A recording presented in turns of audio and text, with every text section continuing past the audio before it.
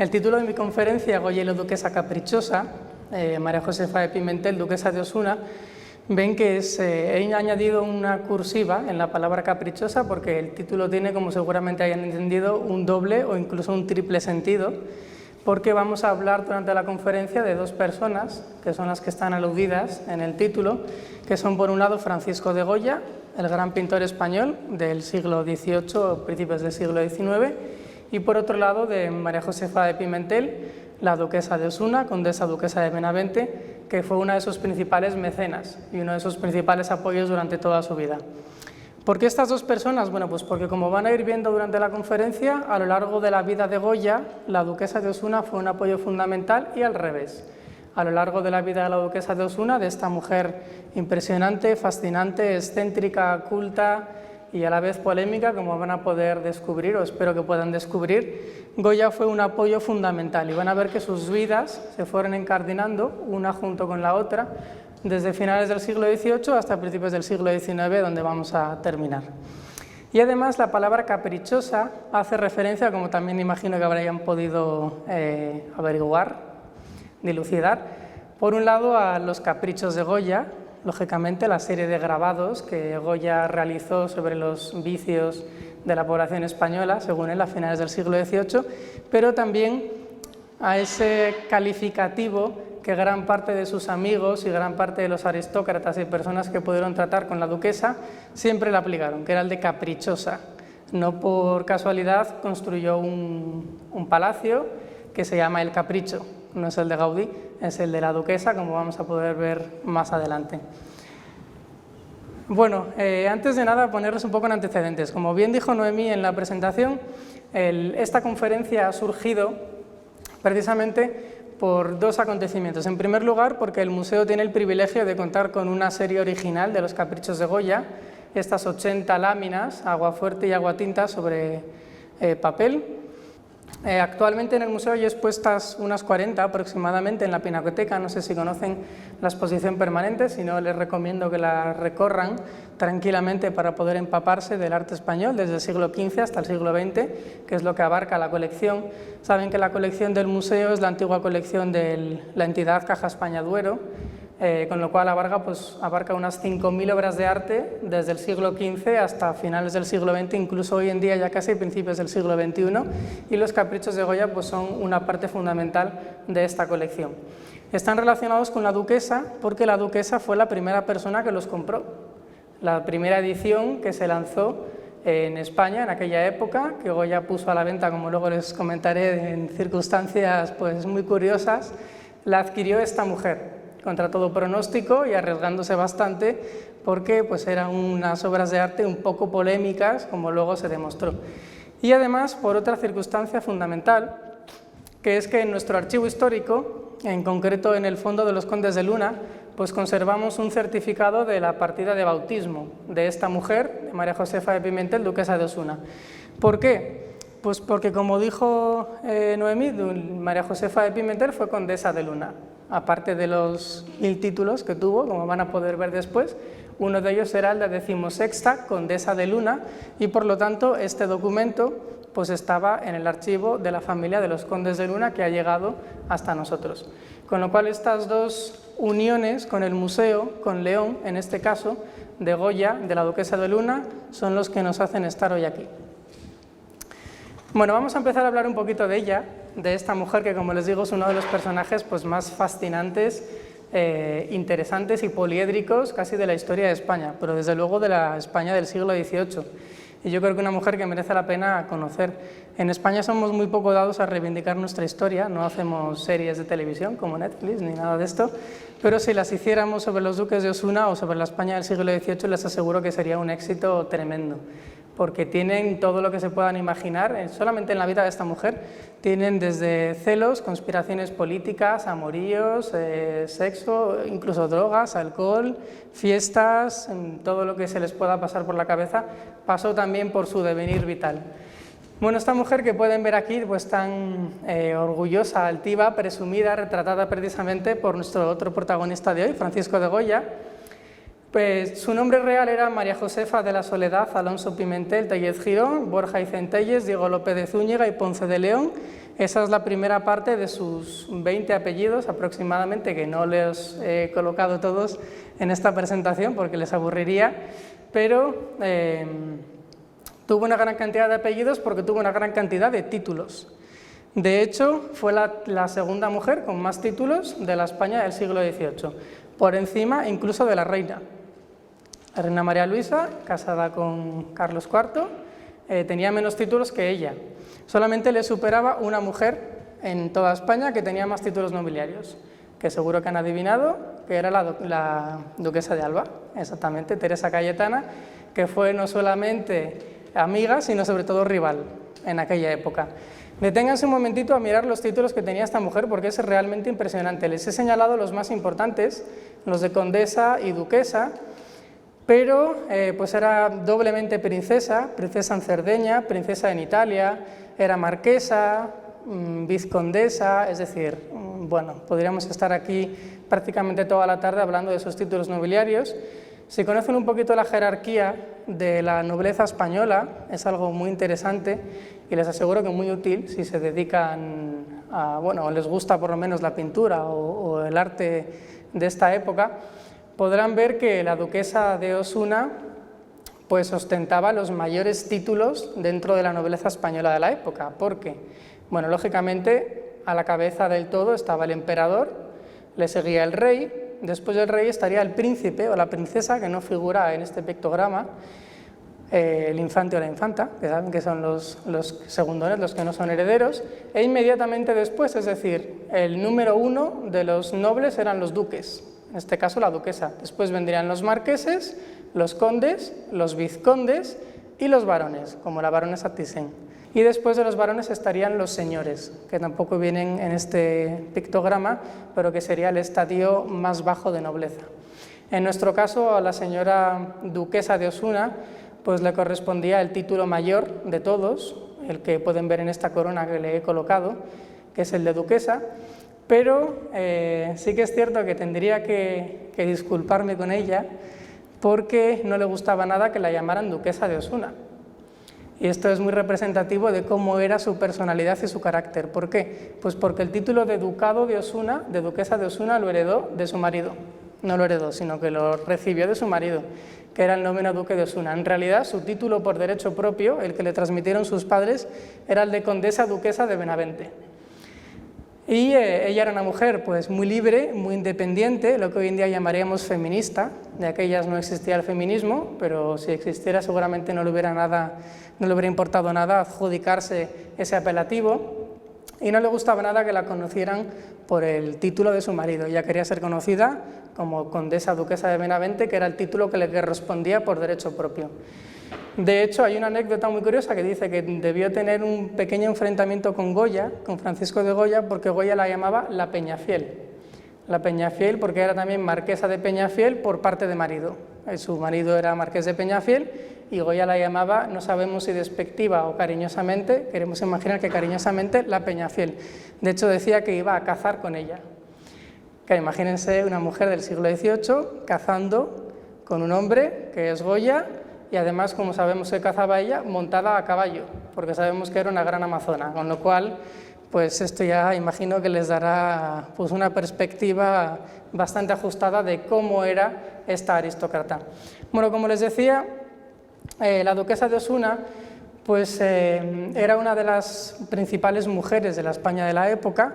la segunda en títulos, solamente superada, como les había adelantado, por la duquesa de Alba, la 13ª, Teresa Cayetana, que también está muy íntimamente relacionada con Francisco de Goya, como seguramente sepan, y la duquesa de Osuna, la duquesa de Alba y la reina de España, de la que ya les hablé antes, la reina María Luisa de Parma, pues eran las tres influencers, por decirlo así, de la España de la época. Siempre se dice que la primera influencer de la historia fue la emperatriz Eugenia de Montijo, la española, hermana de la duquesa de Alba, de unos años después, en el siglo XIX, casada con Napoleón III, pero lo cierto es que en España en el siglo XVIII la mayor parte de mujeres aristócratas y mujeres de una nobleza, aunque fuera menor, intentaban siempre seguir un poco las modas que estas tres mujeres, esta tríada, traían a España. En estos 3 cuadros, retratados pues muy elocuentemente por Francisco de Goya, podemos ver cómo era el carácter de estas 3 personas. En el centro podemos ver a la duquesa de Osuna, que va vestida con un vaquero con B, no con V, que era un vestido inglés del siglo XVIII, como pueden ver, pues lleno de gasas, de pasamanerías, un tocado francés, y el peinado tan llamativo con esta especie de rizo se llamaba peinado a la niña, y era un peinado que llevaban muchísimas actrices en la España del siglo XVIII. Es decir, ella vestía a la inglesa y a la francesa, vestía de manera muy elegante, de manera muy sensual y de manera muy moderna. Fíjense cómo vestía la reina. Llevaba, como bien dice el título, un tontillo, que es un vestido aplanado, achatado por la parte anterior y por la parte posterior, la cintura muy estrecha y un tocado exageradamente grande, una cofaina que se suele llamar en la cabeza. Es un vestido que procede de los Austrias, del siglo XVII, de la moda española de los Austrias, una derivación del siglo XVIII. Es decir, un vestido español mucho más rígido. Y fíjense cómo viste la duquesa de Alba, como solía vestir, según nos ha contado Goya, según la ha retratado, como una maja. La conocen, la maja desnuda, la maja vestida, como una maja española del siglo XVIII, estos vestidos más populares, esta moda de vestirse casi como a la moda popular que tenía la aristocracia de aquella época. Es decir, 3 personalidades muy distintas que podemos ver aquí representadas a través del vestido, del tocado, del peinado, y que nos habla muy bien de cómo eran estas 3 personalidades tan opuestas. Y no solamente la moda y el peinado nos dicen cómo eran las personas y cómo eran las mujeres, sino también el lugar donde vivían. Esto que están viendo aquí es una captura del Madrid actual, el Madrid del siglo XXI, pero que nos sirve muy bien para situarnos en ese Madrid del siglo XVIII, que empezaba a desarrollarse casi modernamente, aunque se había desarrollado siglos antes, pero con la construcción del Palacio Real de Madrid, que no sé si consiguen ubicar. En la parte de abajo de la imagen, ahí está el Palacio Real, pues comenzó a modernizarse, por así decirse. Bueno, en el Palacio Real vestía y vivía, lógicamente, una de nuestras protagonistas, que era la reina. La duquesa de Alba vivía en el Palacio de Liria, que se construye más o menos por esas épocas. Y fíjense dónde vivía nuestra otra protagonista, en lo que hoy en día es la Plaza de España, un palacio que hoy en día no se conserva, que desapareció, terminó desapareciendo, pero que era el palacio de los duques de Osuna. ¿Por qué les traigo esta imagen, que a priori puede parecer extraña? Pues para que se den cuenta de la importancia que tenía para la aristocracia acercarse siempre hacia la realeza, es decir, hacia la monarquía. Como en un área bastante estrecha, en esta especie de círculo, pues habitaban las 3 mujeres más poderosas de la España de la época. Y cómo pues, competían, por así decirlo, por estar más cerca de la reina, pero a la vez más lejos, por tener la mejor situación. Fíjense además cómo la orientación del Palacio de Liria, el Palacio de los Duques de Alba, y la orientación del Palacio Real es prácticamente la misma, es muy parecida. Y además fíjense cómo el Palacio de la Casa de Liria, donde vivían los Duques de Alba, pues tiene ya, bueno, no se ve mucho en la imagen, pero imagino que pueden, escudriñando un poco, pueden ver que es un edificio con planta rectangular y un jardín en la parte posterior y en la parte anterior. Bueno, esta es un poco la principal forma de vivir de la aristocracia española de la época. Aunque era tradicional en el siglo XVII y con los Austrias que los nobles vivieran en casas del centro, a partir del siglo XVIII, con las nuevas ideas, pues comienzan a alejarse. Es cuando, por ejemplo, se construyen las grandes mansiones madrileñas para la nobleza, como el Palacio de Villahermosa, el actual Museo Thyssen-Bornemisza, o como, por ejemplo, el palacio que se va a construir la duquesa de Osuna, que, por supuesto, no puede ser menos que la duquesa de Alba. Y el palacio que la duquesa de Osuna se construye es el Capricho de la Alameda de Osuna. Pero antes de hablar del Capricho, vamos a hablar un poco de su familia. Vamos a ver un poquito con quién se casó, los hijos que tuvo, y cómo también su vida y su familia están íntimamente ligados a Goya. Bueno, aquí vemos un retrato que Goya pintó a finales del siglo XVIII, en el que aparece la duquesa de Osuna sentada con una postura, como han destacado Natacha Seseña u otros historiadores, un poco antinatural, ¿verdad? Porque si se fijan, el torso está completamente recto, sin embargo las piernas hacen una diagonal bastante marcada, totalmente ladeadas, y la distancia entre la punta del pie y la cintura y la cabeza es totalmente antinatural. Bueno, en popular opinion, Goya no fue un muy buen retratista desde mi punto de vista, y he podido ver que hay varios expertos que están de acuerdo conmigo. Él fue un grandísimo pintor en muchísimos otros aspectos de la pintura, pero como retratista, pues sobre todo a la hora de representar fielmente el cuerpo, especialmente el femenino, no sé por qué, pues cojeaba bastante. En cualquier caso, lo interesante de la escena es que consigue darle un aire muy inglés. Como les he dicho, ella era una mujer muy anglófila, siempre pendiente de las novedades que venían de Inglaterra, de Francia, pero especialmente de Inglaterra, donde tuvo grandes amigos. La duquesa de Osuna, por ejemplo, fue muy amiga de un lord inglés, William Beckford, que fue un acaudalado lord británico que viajó mucho por España y que estuvo en gran parte de sus fiestas, de las fiestas que daban sus diferentes palacios de Madrid, y él nos dejó pues, noticias muy jugosas sobre las fiestas, las correrías y la forma que tenían los duques de Osuna de pasar su tiempo libre. Decían, por ejemplo, que en la España del siglo XVIII, cuando alguien quería decir que gastaba mucho, se le decía que gastaba como los duques de Osuna. Fíjense lo que tenía que gastar. El propio William Beckford dejó dos anécdotas que dan un poco a entender cuál era el nivel de vida y el tren de vida de esta mujer, que por supuesto era riquísima, tenía una de las mayores fortunas de España y que ella misma administraba de manera personal. Es decir, ella misma miraba sus fincas, ella misma despachaba a los administradores de las fincas y ella misma pues llevaba las cuentas de todos sus negocios. Bueno, el William Beckford contaba, por ejemplo, que en una fiesta a la que asistieron los duques de Osuna, en París, se acabó el champán. La duquesa de Osuna dijo que, bueno, que no era normal que el champán se terminara en una fiesta tan distinguida como aquella, y en la siguiente fiesta que dio ella en Madrid, recibió a los invitados con tinajas de champán para que los caballos de los carruajes pudieran beber. Lógicamente el champán no faltó ni para los caballos ni para los invitados. Otra anécdota muy curiosa que nos cuenta William Beckford sobre el nivel de vida de los duques de Osuna, por ejemplo, en el Palacio del Capricho de la Alameda de Osuna, donde ellos vivían, invitó a varios embajadores, entre ellos el embajador de los Países Bajos, y el embajador de los Países Bajos, que tenía fama de ser bastante tacaño, se le cayó una moneda. Estaban jugando a un juego de apuestas y una moneda se le cayó al suelo.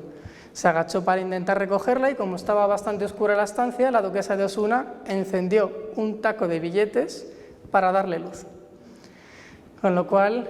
pues el nivel de gasto que dicen que tenía en aquella época da también un poco a entender el nivel de vida y, por supuesto, cómo podía permitirse pues, encargar tantísimas obras a un pintor que no era nada barato, como era Francisco de Goya, y construir palacios como los que vamos a ver más adelante. Bueno, este retrato, como les decía, fue pintado por Goya en torno a 1797, 88, 89 más o menos. En él aparece su marido, que era Pedro de Alcántara, Tellez Girón y Pacheco, noveno duque de Osuna, marqués de Peñafiel y otra gran cantidad de títulos. Aparece su hija, la marquesa de Santa Cruz, que también fue retratada por Francisco de Goya años después, al gusto neoclásico, en este óleo que seguramente conocen del Museo del Prado. Aparece su otra hija, cogida de la mano izquierda de su marido,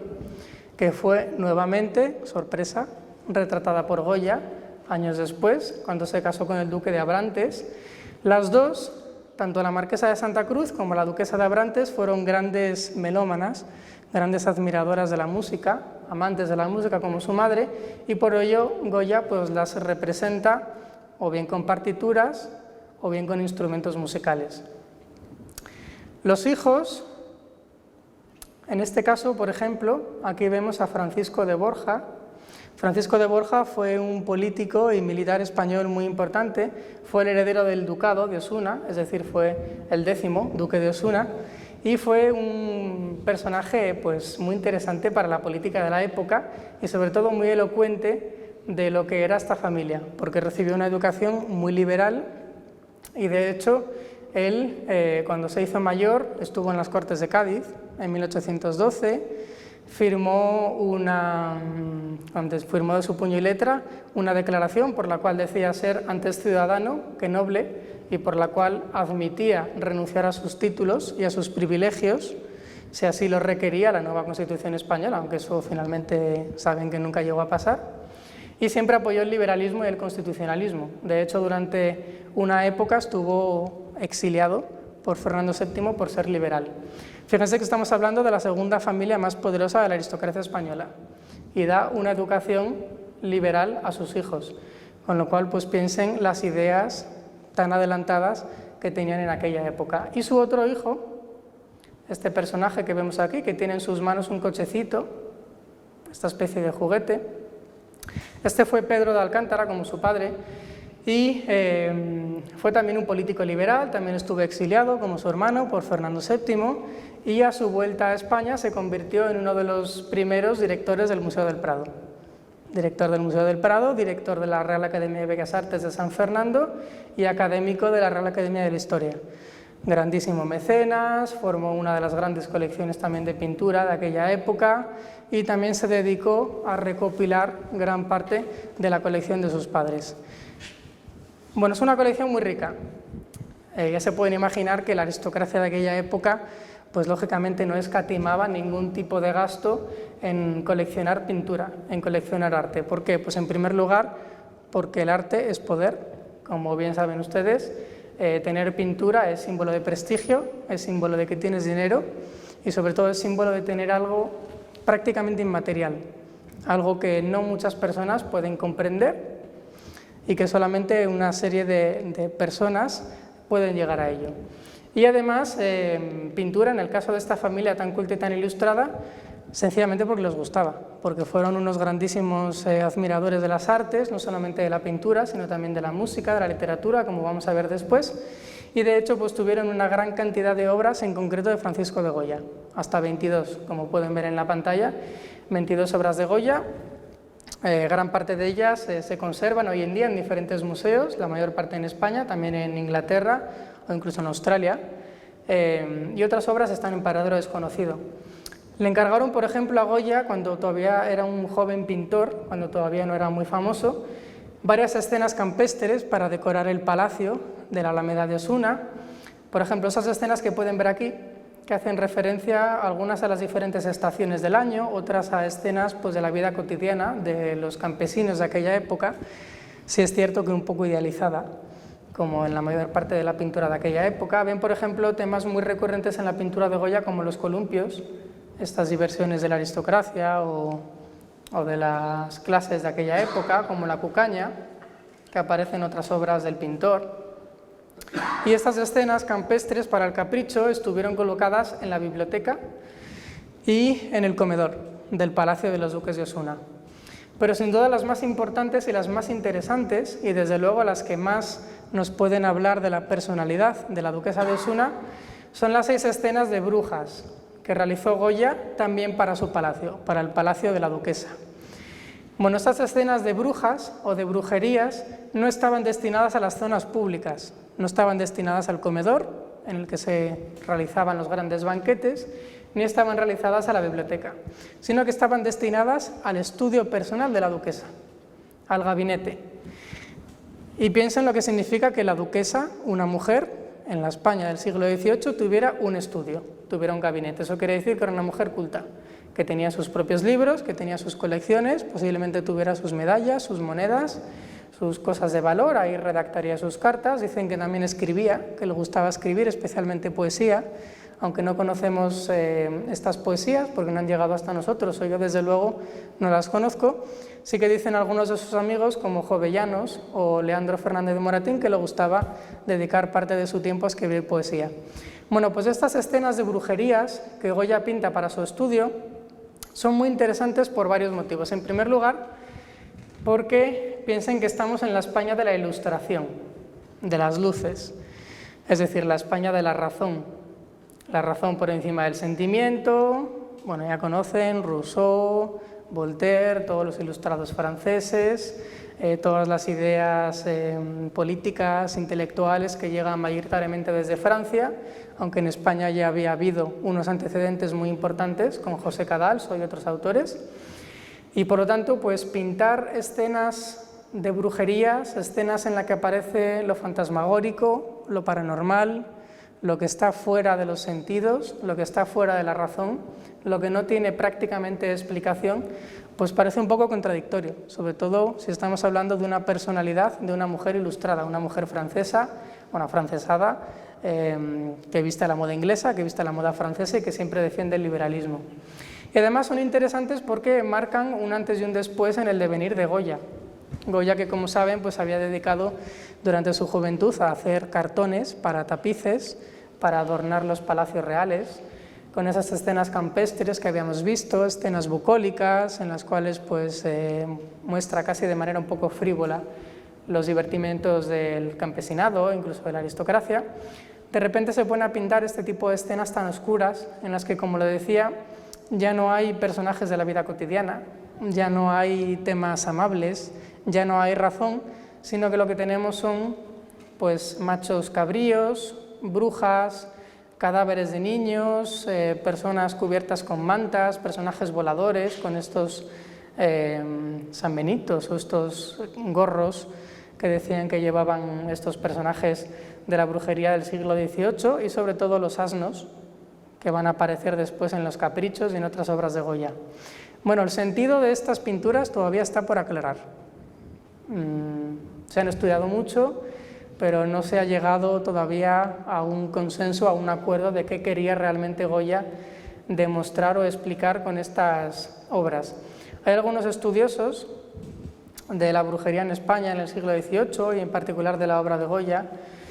que dicen que seguramente estuvieran inspiradas en posibles relatos de algún autor inglés a los que aparentemente la duquesa era aficionada.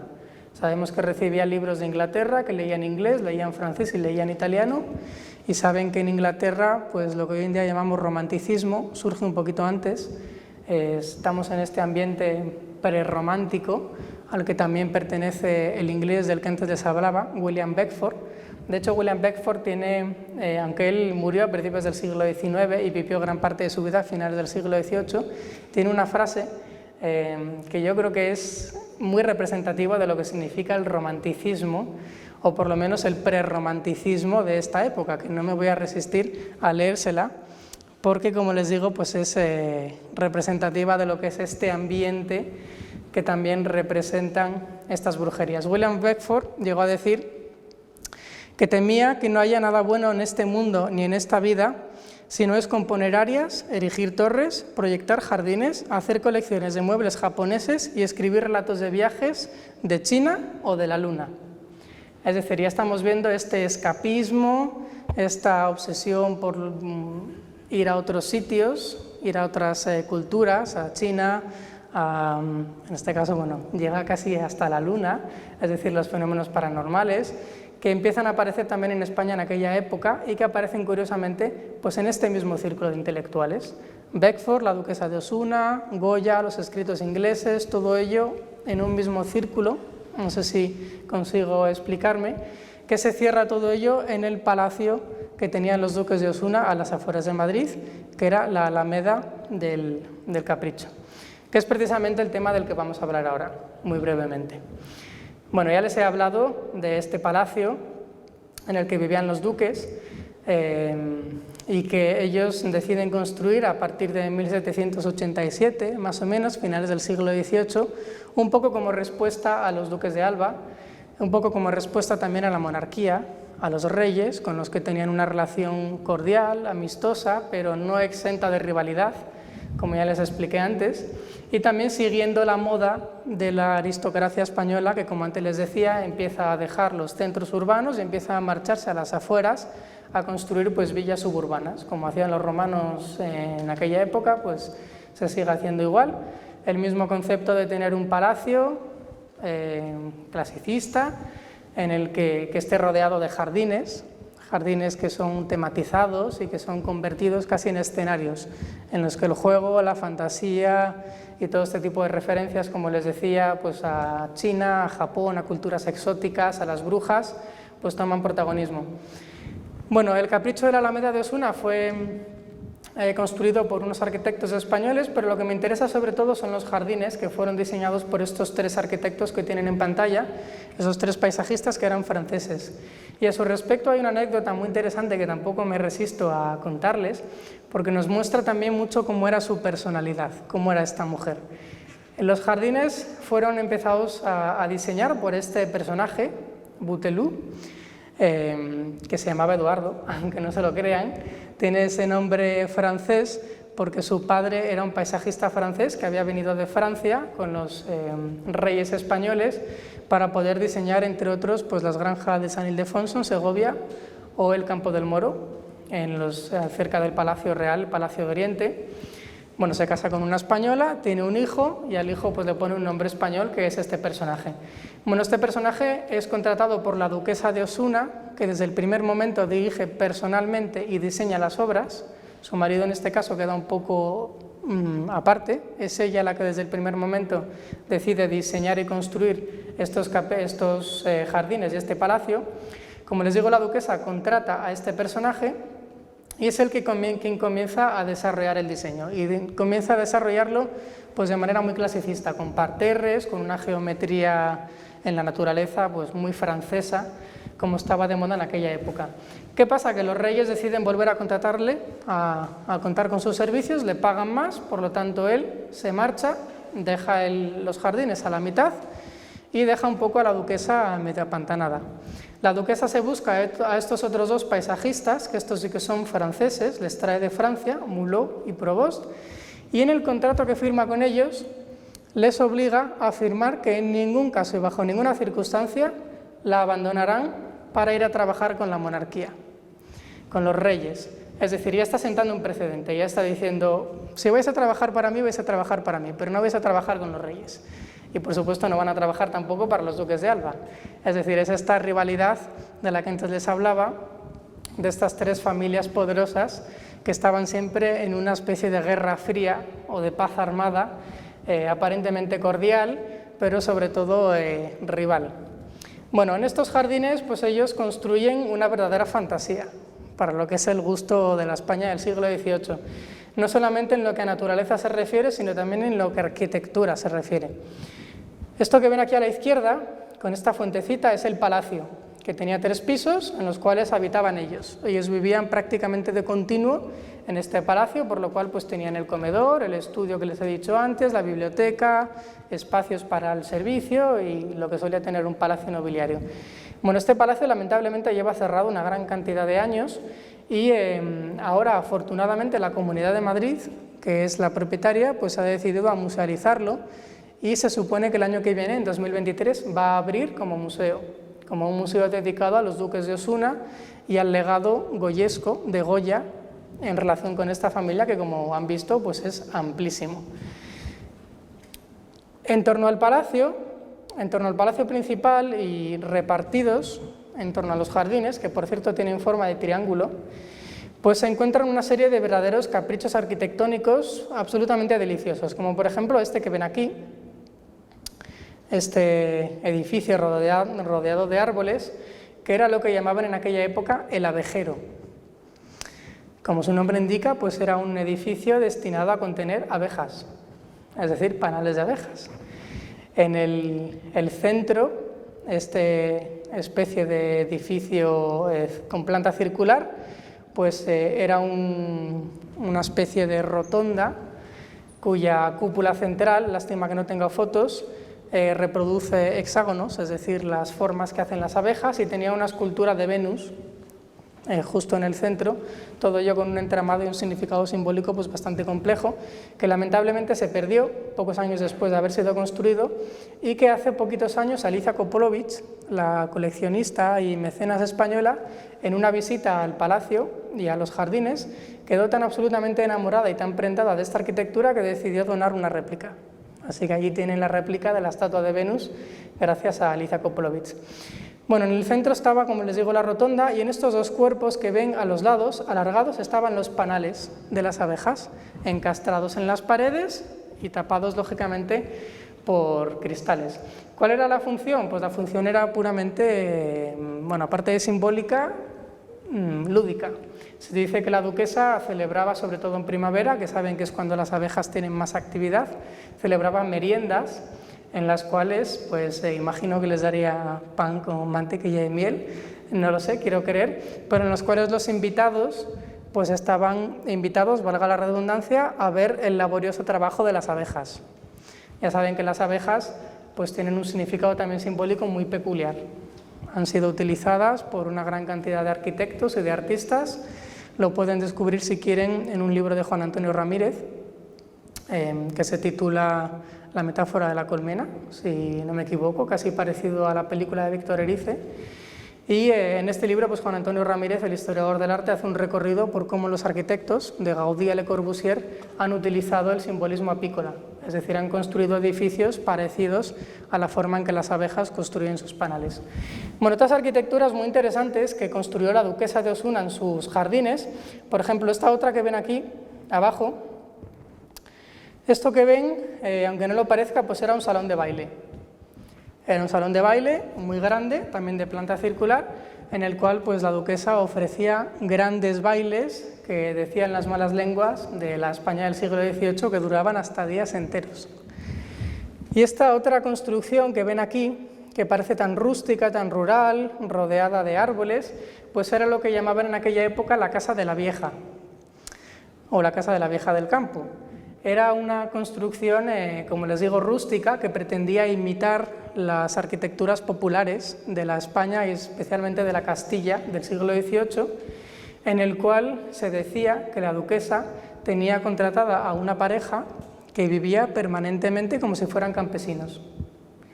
Es decir, una especie de teatro, una especie de escenografía. En la España del siglo XVIII, como saben, había una moda muy extendida entre la aristocracia, que era la moda de imitar al pueblo, de imitar a las clases bajas, imitar a los campesinos, imitar a los artesanos, especialmente a los campesinos. Por eso las aristócratas se vestían como majas, como las mujeres populares que andaban por la calle Alcalá, de arriba abajo, a ver si encontraban casamiento. Y en este caso, por la duquesa de Osuna, al parecer, fue muy aficionada a este tipo de moda y por lo tanto construyó esta casita en la cual, como les digo, tenía a un matrimonio, hombre y mujer, viviendo permanentemente como si fueran campesinos. Y dicen los invitados de la duquesa que en algunas de las visitas, pues el cortejo de invitados era invitado, valga de nuevo la redundancia, a dar un paseo por los jardines y ver cómo pues vivían estos personajes como si fueran una especie de atracción de circo. Algo parecido hizo con este otro edificio, que era una capilla. Y en esta capilla, que estaba situada en un alto, vivía permanentemente también un eremita, un monje, como una especie de San Jerónimo, que era pagado mensualmente, recibía un sueldo mensual de los duques de Osuna y cuya función pues, era sencillamente entretener a los invitados en las fiestas. De hecho, el eremita está enterrado en esa misma ermita, él murió y se enterró ahí. Y esta otra construcción que pueden ver aquí, este puente de hierro, es extraordinariamente importante porque fue el primer puente de hierro que se construyó en España. Saben que la arquitectura de hierro comienza a desarrollarse en Europa pues, a principios del siglo XIX aproximadamente, que antes de la arquitectura de hierro pues, se construía con otros materiales, con piedra, con sillares de cantería, con barro, ladrillo,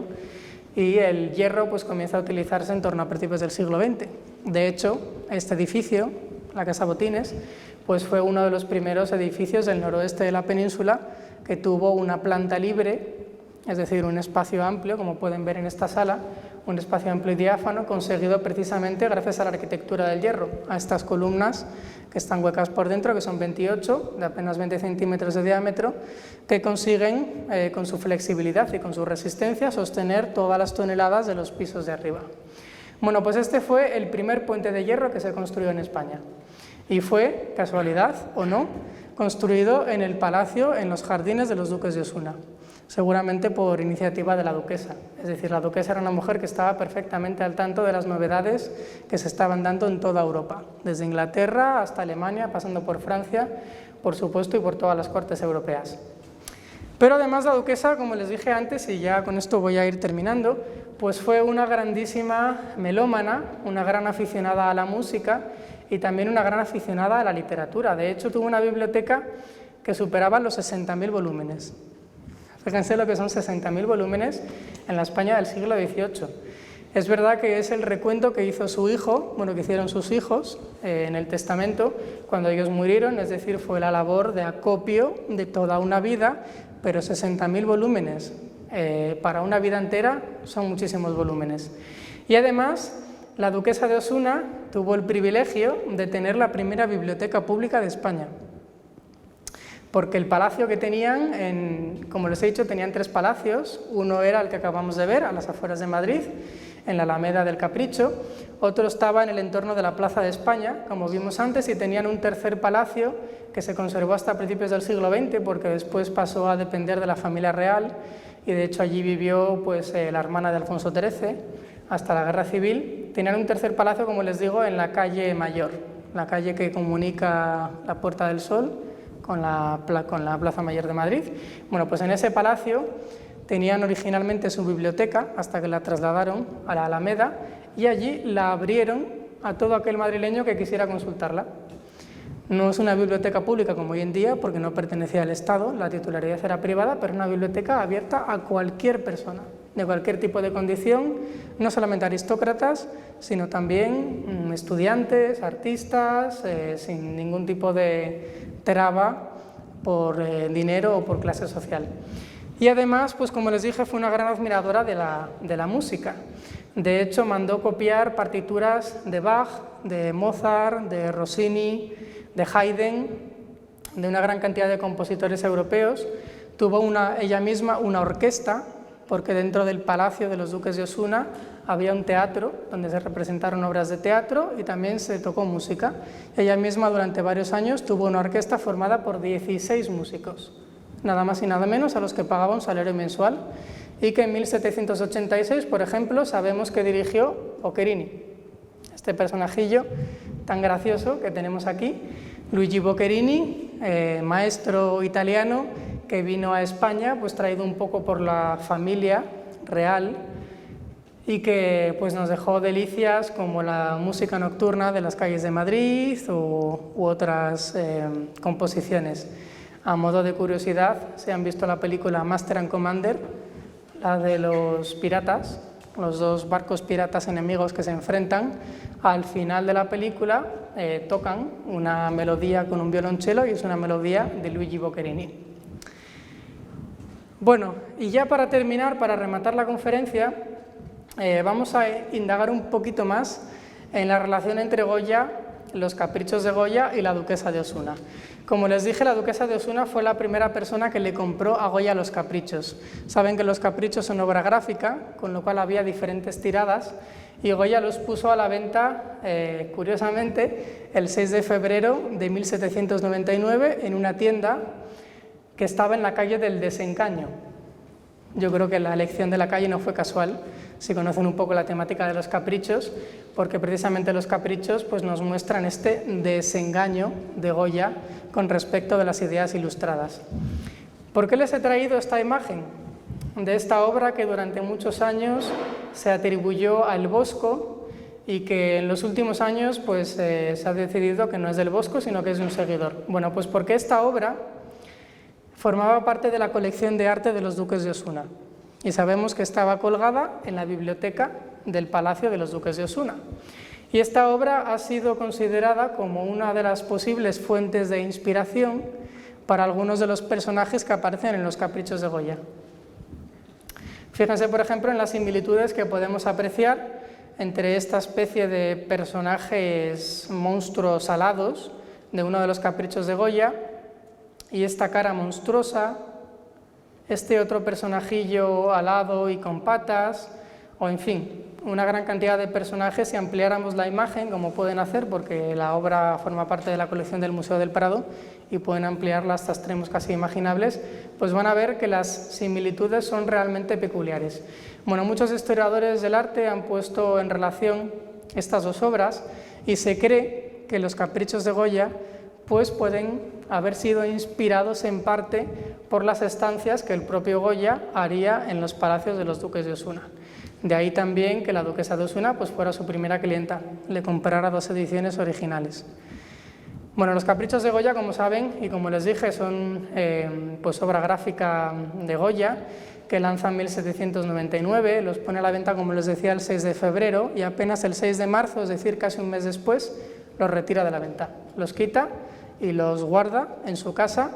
porque le daba miedo, según le explicó en una carta a su amigo Martín Zapater, que la Santa Inquisición los viera y le pudiera juzgar. ¿Por qué? Pues porque los caprichos de Goya muestran una visión muy crítica, muy amarga y muy ácida de la España del momento.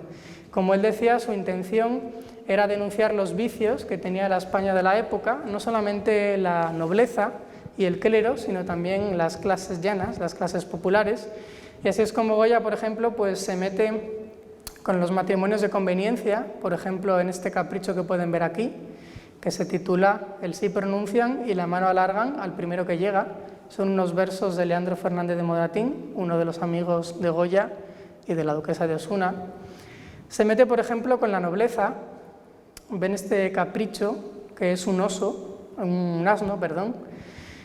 No sé si lo ven bien, pero es un asno que está leyendo en un libro en el cual es una especie de árbol genealógico, en el cual en vez de ser personas son asnos. Lo que Goya nos está intentando decir es que los nobles, que se creían herederos de grandes familias y grandes nobles, no eran más que asnos, ellos y todos sus antecedentes, es decir, todas las personas que les habían precedido. O se mete, por ejemplo, con las excesivas cargas fiscales que había en aquella época a las personas de la clase baja. Saben que tenían que pagar el diezmo, una gran cantidad de impuestos para poder sostener la nobleza. Así, por ejemplo, en este capricho, Tú que no puedes, Goya nos muestra a 2 personajes de las clases populares, 2 trabajadores normales, que tienen que cargar sobre sus hombros con 2 asnos, es decir, con 2 nobles que prácticamente pues, les chupan la sangre para poder vivir. Bueno, lógicamente toda esta imagen tan crítica de la España de la época pues no gustó mucho y Goya rápidamente la retiró, pero lo más interesante de todo es que la duquesa de Osuna tuvo 2 ejemplares, los compró desde el primer momento y siempre mostró su apoyo, con lo cual pues ahí mostró los ideales tan avanzados, las ideas tan novedosas, tan modernas que tenía y sobre todo su predilección por apoyar a los artistas y por poder apoyar al arte. Y quiero terminar la conferencia con esta breve reflexión que Goya introduce en uno de sus caprichos, quizás el más famoso de todos, que es el sueño de la razón produce monstruos, que seguramente se ha conocido por todos ustedes y que, como pueden inferir de ella, pues en ella Goya nos da a entender que esta ilustración, que esta época de esplendor de la razón, de predominio de los saberes, de la ciencia, pues tiene una cara oscura por detrás, que son estos monstruos que empiezan a aflorar, que es este protorromanticismo del que les he hablado, en el cual está inmerso la duquesa de Osuna, y que políticamente podemos también comparar con el ambiente de la época, ya para poder cerrar la conferencia, porque saben que a finales del siglo XVIII pues sí que es verdad que en España hubo una época bastante abierta, por así decirlo, sobre todo cuando Jovellanos es nombrado ministro de Paz y Justicia, cuando Goya aprovecha para publicar Los Caprichos, cuando la duquesa de Osuna pues, se permite traer a ingleses, a franceses, libros de toda clase, abre su biblioteca al pueblo, pero después con la Revolución Francesa, en 1789, el panorama político español se cierra bastante, la monarquía se repliega sobre sí misma y esto pues empeora mucho, lógicamente, cuando después de las abdicaciones de Bayona, Fernando VII, el heredero, el hijo de Carlos IV, tiene que dejar el trono en manos de Napoleón y comienza la guerra. Es en este momento cuando la duquesa de Osuna comienza a ver caer su poderío no solamente social, sino también económico y político, cuando el propio Goya comienza también a ver caer su prestigio artístico y económico. Goya termina exiliado en Francia, los duques de Osuna se marchan también a París, aunque no llegan, se marchan, perdón, a Viena, aunque nunca llegan a Viena, se quedan por el camino, se quedan en París, y a partir de este momento los duques de Osuna y todo el ducado de los Osuna comienza un lento pero inexorable declive hasta nuestros días, cuando la duquesa de Osuna sigue existiendo en la actualidad, creo que es la 20ª duquesa de Osuna, si no lo recuerdo. A día de hoy pues ha perdido gran parte de los títulos nobiliarios, por supuesto gran parte del patrimonio que ha pasado a ser público, y bueno, ilustra un poco el devenir de la aristocracia española en los últimos tiempos. Bueno, pues con esto termino mi conferencia. Espero que les haya gustado, espero que no se hayan dormido, por lo menos, que hayan aprendido alguna cosa y sobre todo que hayan descubierto a esta mujer tan fascinante, tan importante y tan, como les dije, poliédrica, polémica, pero sobre todo fundamental de la historia de España, relacionada íntimamente con este otro personaje fundamental de nuestra historia del arte, como es Francisco de Goya.